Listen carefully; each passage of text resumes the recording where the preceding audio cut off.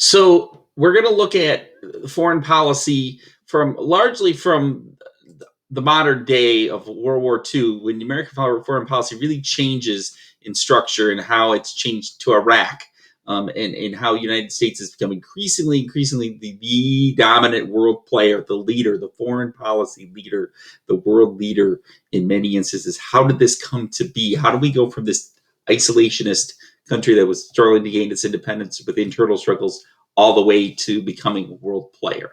And that's what this is going to correspond to notes that starting with day 3, part 3, foreign policy overview. But I will say there's a few pieces here. There's a few pieces that you have to get that are above.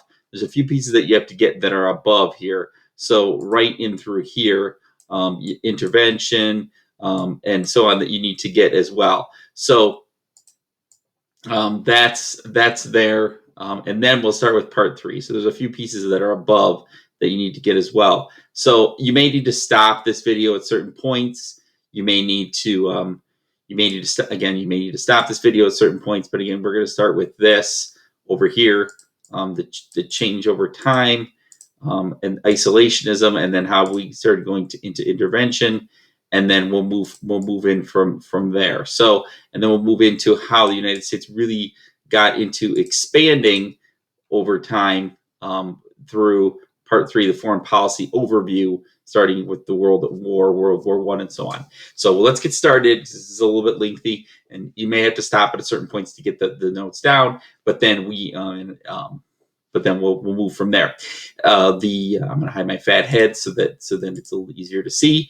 And then we're going to look at how did American foreign policy change. So I'm going to bring this back up. How did American foreign policy change? For many years, again, the United States was isolationist, concentrating early parts in the Western Hemisphere.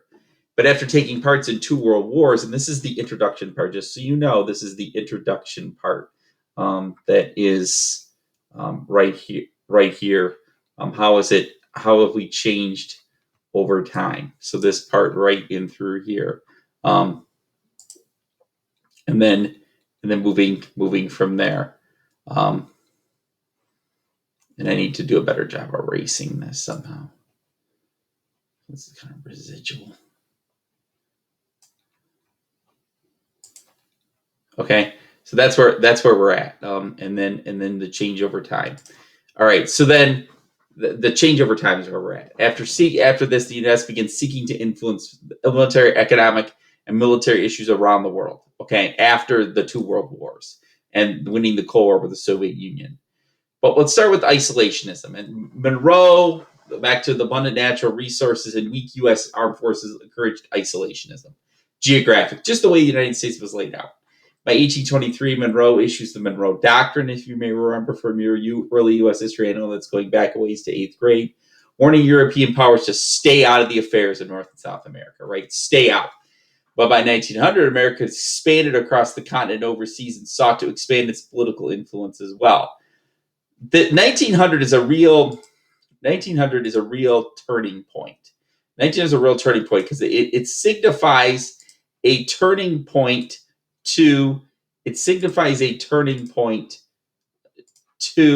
the idea that, and this is where we're at in the notes. It signifies a turning point to the idea that the United States is one to be taken seriously in world affairs. And from that point on, the United States starts getting taken a little bit more seriously in world affairs ever since the Spanish-American War.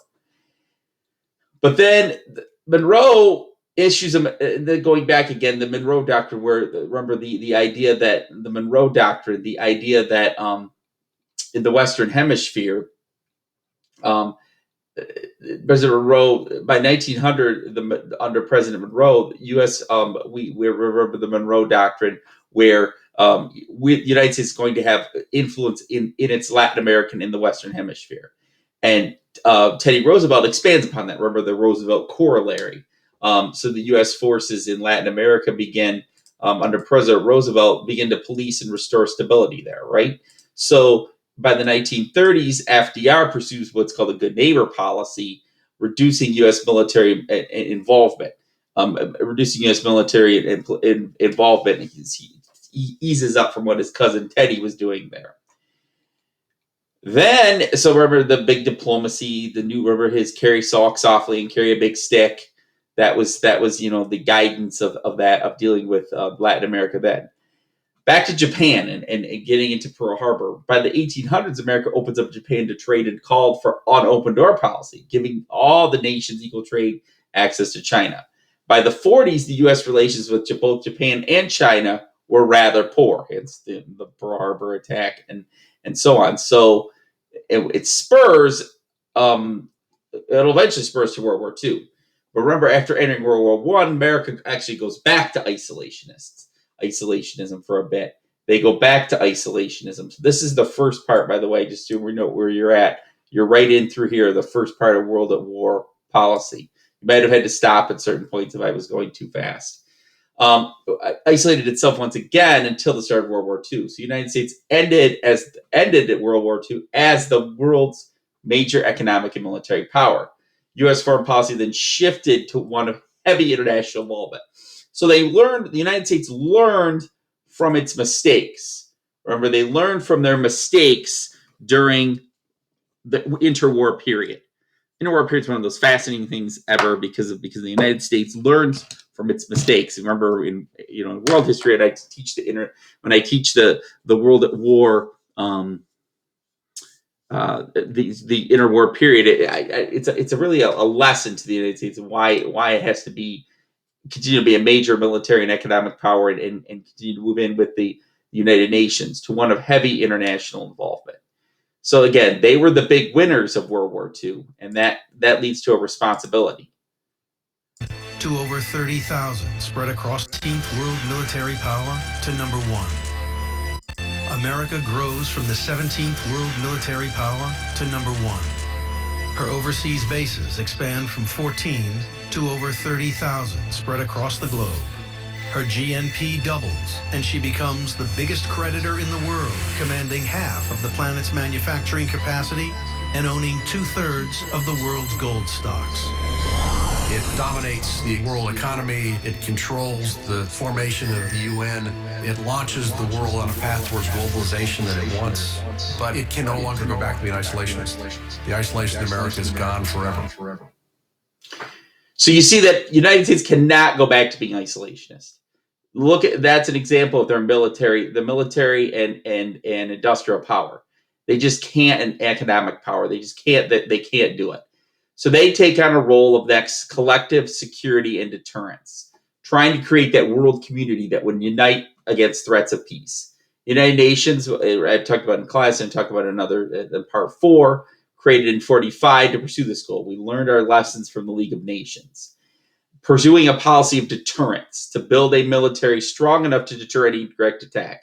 I think I showed a previous slide talking about the United States defense spending far outweighs any other defense spending that's been done. Far outweighs it. So that's a big part of it as well. Far into making deterrence and getting us as a deterrent. So the Cold War begins after World War II as the United States. This is also another factor that plays into deterrence is the Cold War. So the Cold War, the other fact that plays into this deterrence is, again, the idea of the Cold War. And the Cold War begins after WWII as the United States and the Soviet Union confront each other in Europe and elsewhere. The Soviet Union, remember, occupied Eastern Europe and set up those communist regimes. And the United States' goal was deterrence. And in order to do that, we got into the whole nuclear arms race and to build up a military. So Truman is offering financial aid to the rest of Europe, military and financial aid. Remember the idea of the Marshall Plan. And that was that had while it was economically beneficiary to Europe, it also supported the United States. Everything the United States does with their aid is going to support the policy of containment, or the idea that to contain the spread of communism. So it's going to support the policy of containment. Okay?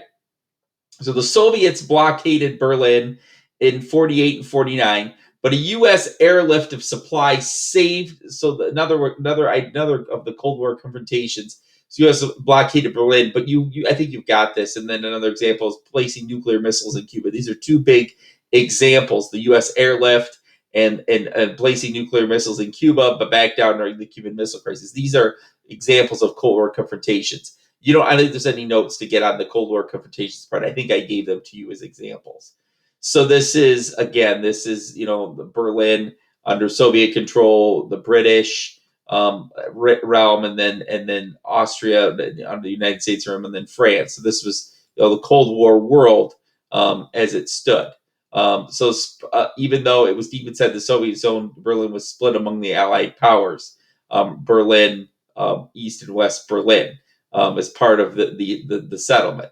So remember, people would do things like dropping milk on Berlin. They would do airlifts to help the people of Berlin who were being kind of short supplied by the communists as a weapon of democracy.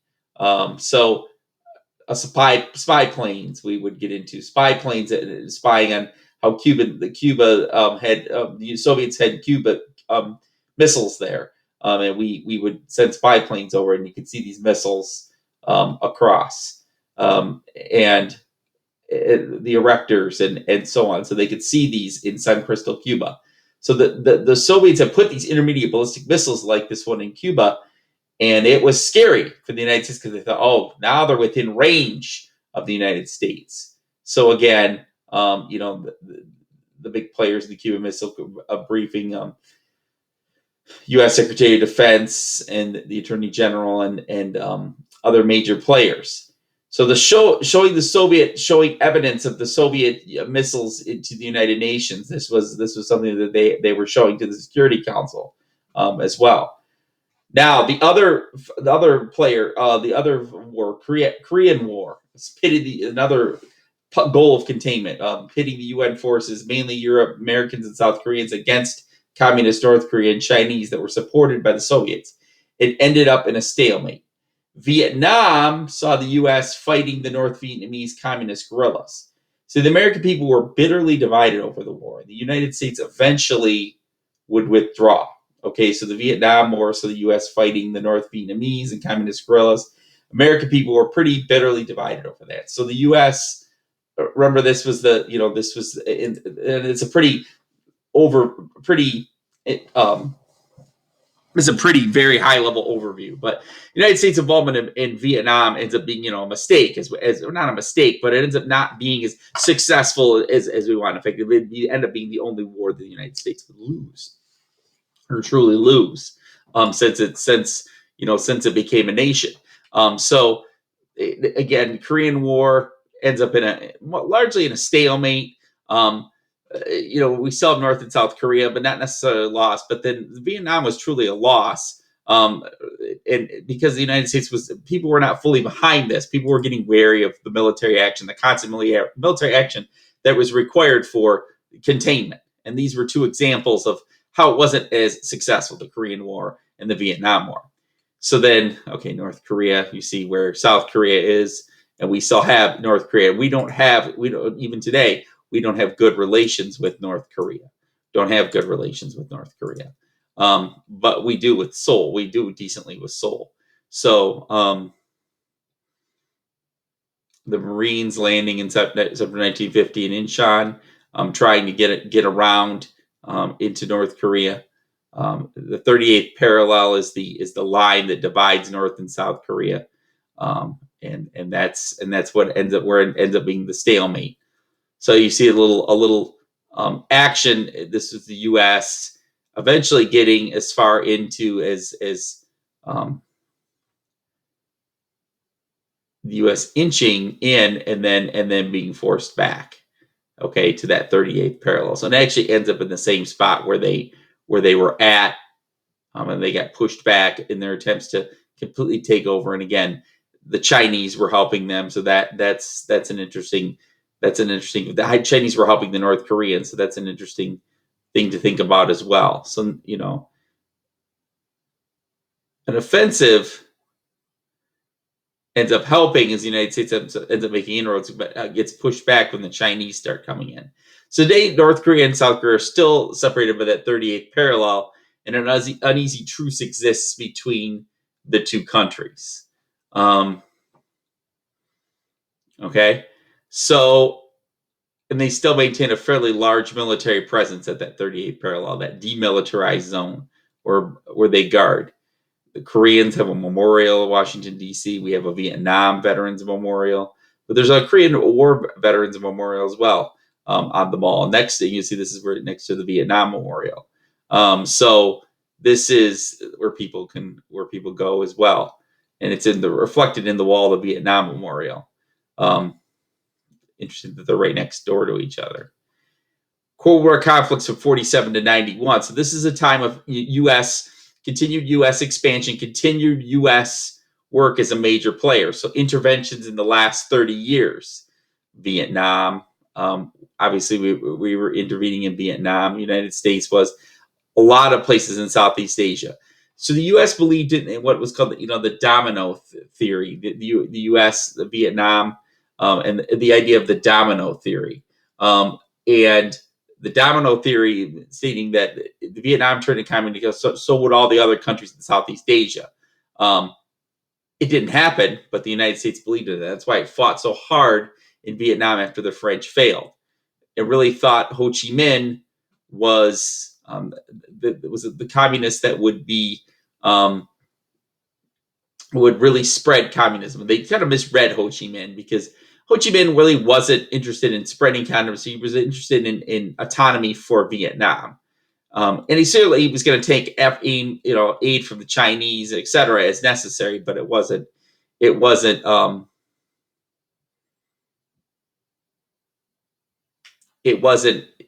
as extreme as they thought. Napalm, it was better against Vietnam and made them fight even more. The jellied substance, it was just disastrous for some of the Vietnamese that stuck to the surrounding vegetation. It did a lot of destruction. And of course, the anti-war protests really fractured our United States efforts in Vietnam. Really fractured the United States efforts in Vietnam. And then we eventually had to get out the helicopter vacuum from the American embassy in Saigon, and forcing people to have to evacuate out of Saigon as the Vietnamese started taking over there. And the withdrawal ends the role of the U.S. And this is the famous image of the final people getting out. The Vietnam Wall Memorial. You can see from the top of D.C. and all the names inscribed of the people that died in Vietnam, and it's a lot of them. So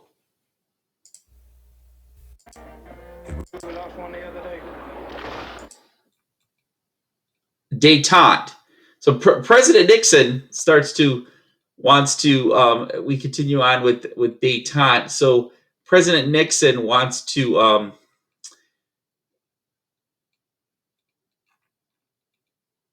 seek a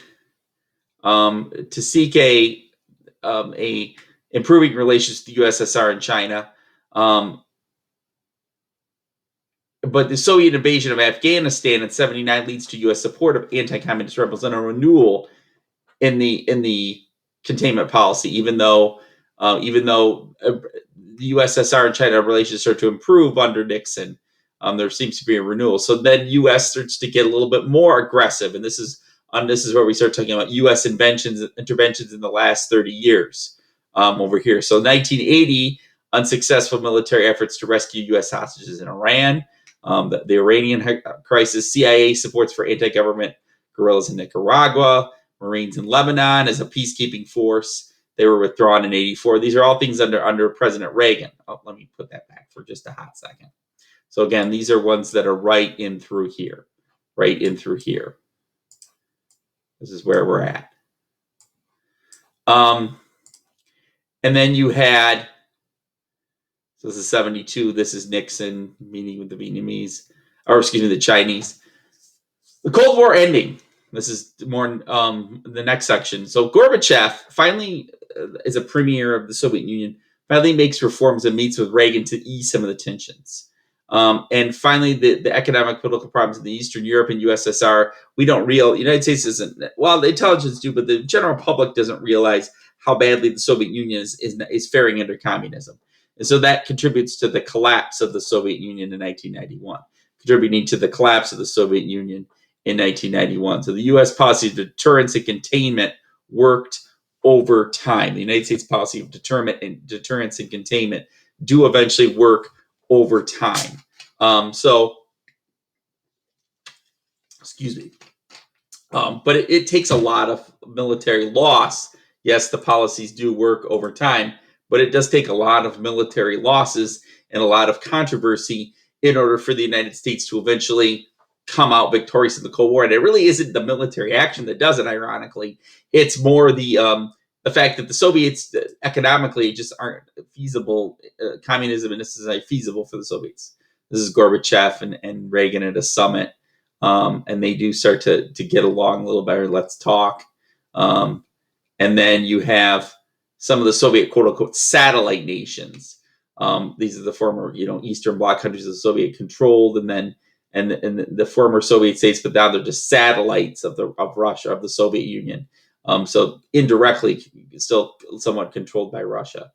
And then you've got, of course, the famous tear down this wall speech in Berlin after the end of the Cold War, the Berlin Wall being the biggest symbol of coming down, the wall that divided East and West Berlin being the biggest symbol of the end of communism, okay, reuniting Berlin.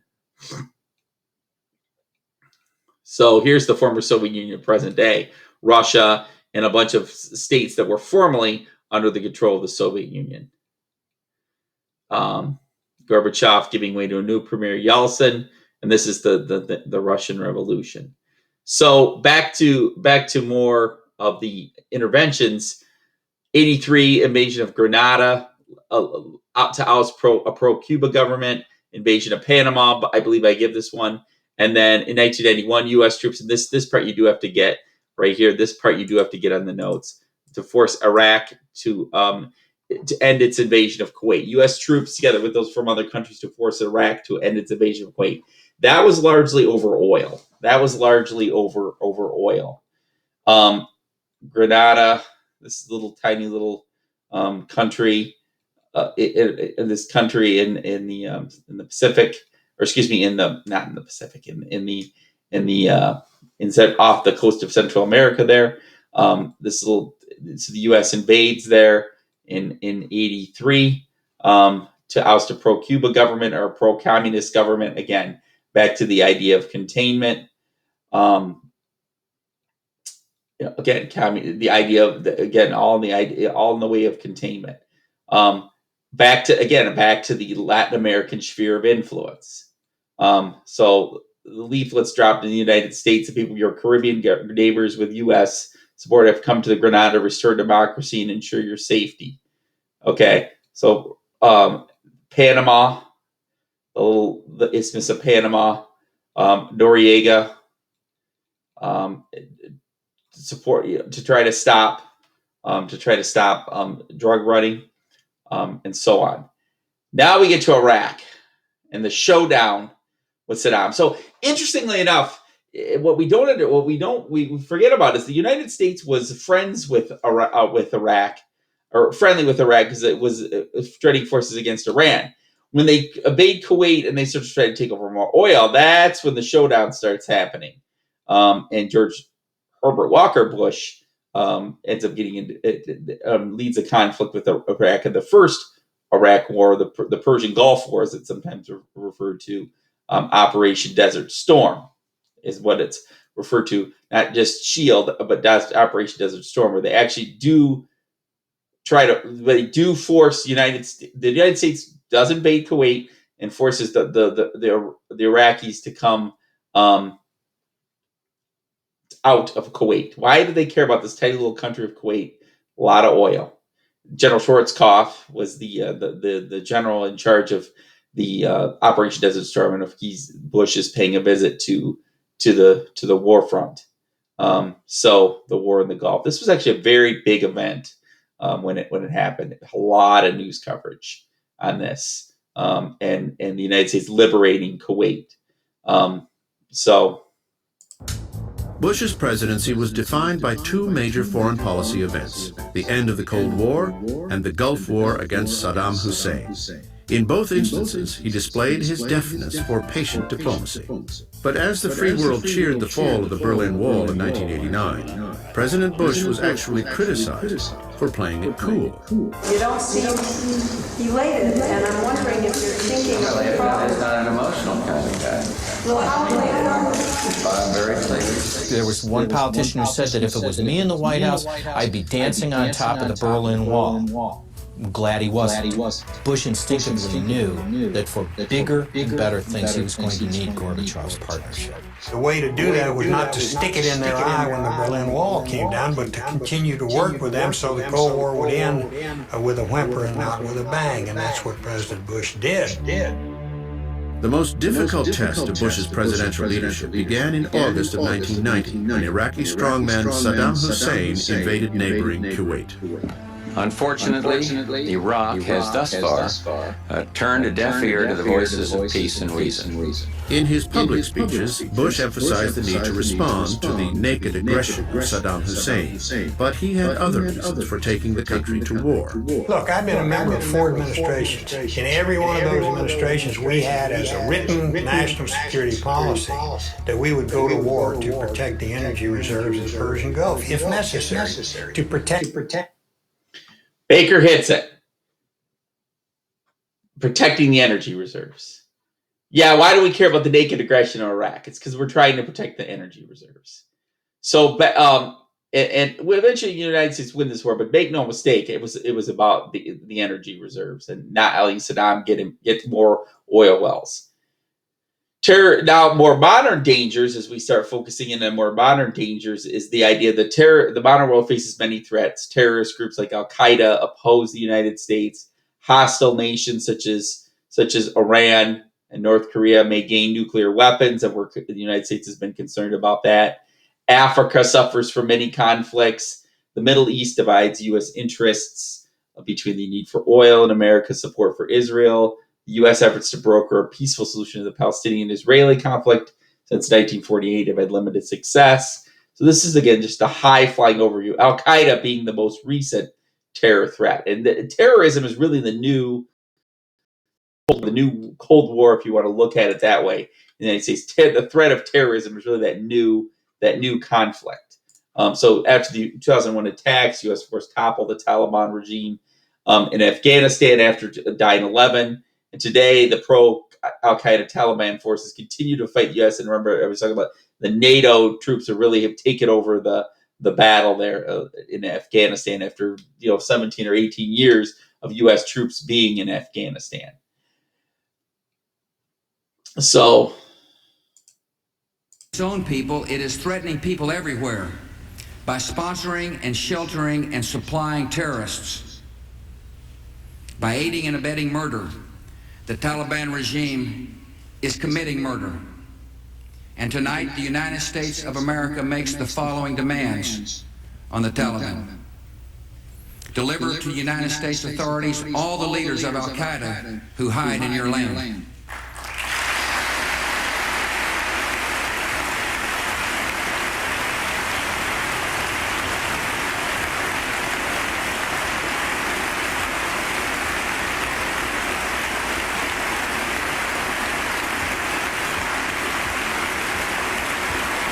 So George W. Bush got bipartisan applause for this. This is a joint session of Congress here where he talks about what the ultimatum of the Taliban regime was largely popular because this was obviously the people that were harboring the United States. And so the U.S. troops in Afghanistan was pretty widely supported for a while. And they were, to try to root out the Taliban. So, searching for Taliban fighters. I had a friend who fought in Afghanistan. And then you have Obama trying to temper some peace between the Afghan and the Taliban regime. And then, of course, we come to Iraq. Back to Iraq. So George W. Bush had a score to settle because they didn't. While the United States won the war with Iraq in 2003 in 1991 that we talked about, they didn't get rid of Saddam. Saddam is still the dictator, and they really felt like they missed the opportunity by not taking out Saddam in 1991. So the goal was to end the threat posed by Saddam. So they said they kept claiming he had weapons of mass destruction or even nuclear weapons. So American forces have been involved in an ongoing effort to try to rebuild Iran as a democracy, Iraq as a democracy. The problem is that again, back to this, comes back to the whole Sunni Shiite conflict. The government the United States was supporting was Shiite. Remember, the Sunnis and the Shiites have a big conflict with each other, and Saddam is a Sunni. So this is also a problem for them. So the goal is to end the threat, and the United States really doesn't, have sensitivity to the Sunni Shiite problem. So, but this is how they made the case for the war. Saddam Hussein has gone to elaborate lengths, spent enormous sums, taken great risks to build and keep weapons of mass destruction. Saddam Hussein is determined to get his hands on a nuclear bomb. Nuclear weapon. Nuclear weapon. Nuclear weapon. Active chemical munitions bunkers, mobile production facilities. We know he's got chemical weapons. He's got them. So they kept arguing the Saddam Hussein has chemical weapons, his weapons of mass destruction. General Colin Powell was the Secretary of State at the time. He makes the argument between the United Nations. Bush went before Congress and the State of the Union and in other ways to say he's got these weapons of mass destruction. As it turned out, he didn't have as many as they thought. So, but the U.S. forces do eventually occupy the capital of Baghdad, and Baghdad does finally fall to the U.S. forces, and Saddam is captured. Okay. And he is executed by U.S. forces. So, but Iraq, things aren't all rosy for Iraq because the Shiite people are resistant to the Shiite government. They're resistant to the Shiite government. So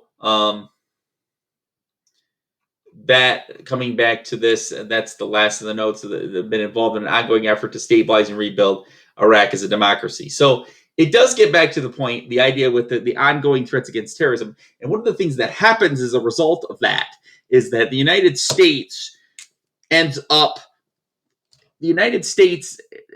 fighting off Saddam really leads to other terrorist organizations fighting against us in back channel. This is why, you're frisked at the airport so much. This is why, because there's this fear that, terrorists work underground. So there was a group that was opposed to our actions with Saddam. We didn't make a whole lot with some friends in the Middle East because there was a terrorist group that supported Saddam, and they didn't like that the United States went in and got rid of Saddam. So that actually festered things more than it may have helped the relations in the Middle East. But again, the Saudi Arabia has always been an ally of ours, even though the fact that they're kind of an anti-democratic kingdom that has backwards views on how they treat their women and stuff like that. So but again, because of the oil, the United States' interest, of course, has always been the energy reserves, and that drives a lot of that. So again, the idea is back to this always being a world leader in promoting democracy, and promoting American values, and promoting American interests. It's always, always, always about that. Make no mistake. And that's what we'll close with.